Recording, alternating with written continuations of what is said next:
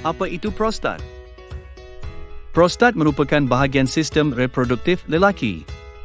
Ia terletak di bawah pundi kencing dan di hadapan rektum di kawasan pelvis.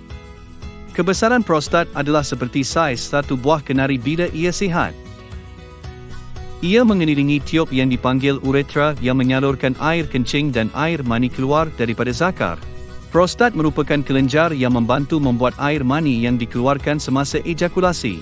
Prostat juga menghasilkan bahan lain yang dipanggil PSA, Prostate-Specific Antigen. Tahap PSA boleh lebih tinggi dari normal jika lelaki tersebut menghidap kanser prostat, dan juga penyakit prostat yang lain seperti hiperplasia prostat benigna, BPH, atau pembesaran prostat, dan prostatitis, atau jangkitan prostat. Kanser prostat boleh dibahagikan kepada 4 peringkat. Pada peringkat 1, kanser dijumpai di setengah atau kurang dari 1 cuping prostat. Pada peringkat 2, kanser dijumpai di dalam lebih setengah daripada 1 cuping prostat. Pada peringkat 3, kanser telah merebak melebihi luar lapisan prostat dan mungkin telah merebak ke vesikel seminal.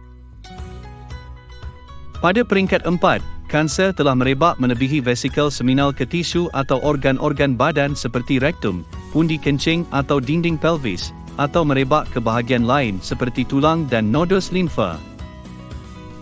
Doktor anda akan menimbangkan keadaan kesihatan anda, keputusan ujian dan pemeriksaan anda, dan skor gliason kanser anda semasa berbincang dengan anda tentang rawatan pilihan anda.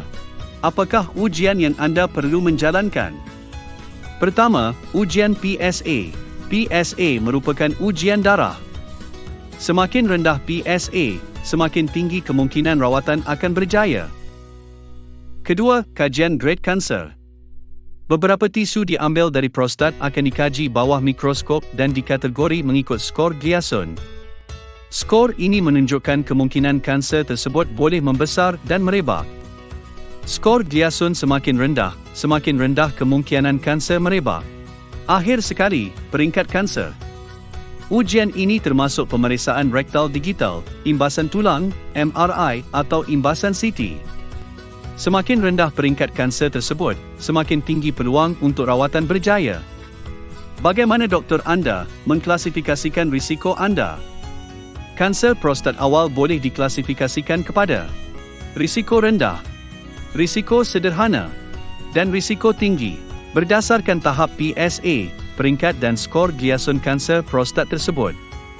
Tahap risiko ini akan memberi petunjuk tentang peluang pembesaran dan penyebaran kanser tersebut. Kanser prostat risiko rendah tidak mungkin akan membesar atau merebak untuk bertahun-tahun. Kanser prostat risiko sederhana tidak mungkin akan membesar atau merebak untuk beberapa tahun. Kanser prostat risiko tinggi mungkin akan membesar atau merebak dalam beberapa tahun. Terdapat 3 pilihan rawatan untuk kanser prostat peringkat awal, termasuk pemantauan, pembedahan dan radioterapi.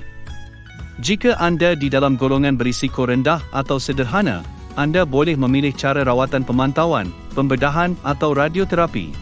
Jika anda berada dalam golongan risiko tinggi, doktor akan mengesyorkan anda memilih antara pembedahan atau radiasi kerana peluang untuk kanser prostat tersebut membesar dan merebak adalah tinggi. Jika anda ingin mengetahui lebih lanjut tentang pilihan rawatan, kelebihan, dan kekurangan untuk setiap rawatan, sila tonton video seterusnya.